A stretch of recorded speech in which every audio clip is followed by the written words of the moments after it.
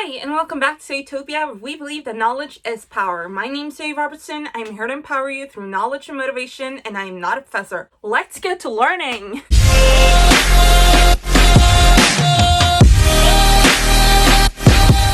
Today's video will be the first in a several-part series where we will be going over some tips and tricks and really some actionable ways to live a happier and more peaceful life based on my own experience, things that I know work for a young woman in 2020.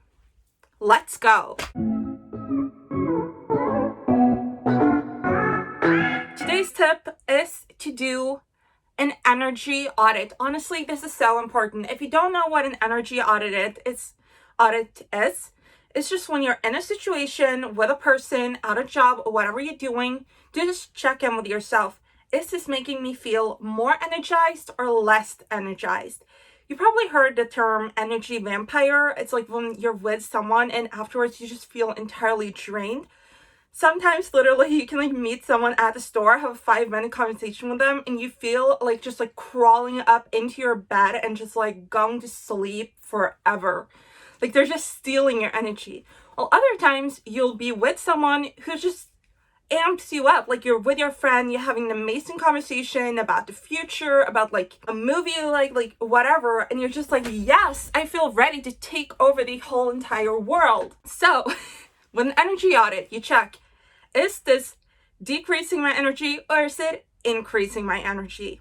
And then what you want to do is that you want to plan your life based on what energizes you and what depletes your energy. So if you have 2 different jobs and one you feel really, really good when you're at, and the other you're you feel tired and sluggish when you come home, you just want to crawl up and watch Netflix, maybe you should take less hours there and more hours at the job where you feel good. If you have friends that make you feel bad, then, and yes, this sounds obvious, but it's not obvious. Honestly, people are always oh, I hate when he calls me. Well, what you need to do is either cut those people off or make them a smaller part of your life. And this even goes for family. If every time you're visiting your grandparents, you feel like shit afterwards, then spend less time with your grandparents. And if there's someone who's just an acquaintance of you and you feel really, really good every time you talk to them, then maybe they should move into the friends. Maybe you should hang out with them more. Be hey, do you want to go for dinner sometime? Because I really love talking to you. Really watch your energy and make decisions based on where your energy is. This also goes for social media. If every time you log onto Instagram you feel terrible, then maybe either Instagram isn't right for you or you're following the wrong people. And if you don't want to block people, if you don't want to unfriend people, then at least hide their content. If someone's making you feel bad, then you have to think about yourself first. Then you have to be not today. And if every time you go onto YouTube you're inspired, then spend more time on YouTube. Do things that make you feel good. If this workout makes you feel bad and this workout makes you feel good, then do this workout. If you haven't found a workout that makes you feel good, then maybe you should try different types of workouts, because I think there's definitely a workout for every single person. I think there's a job for every person. I think there's a college course for every single person, their friends for everything. You just have to find what feels good.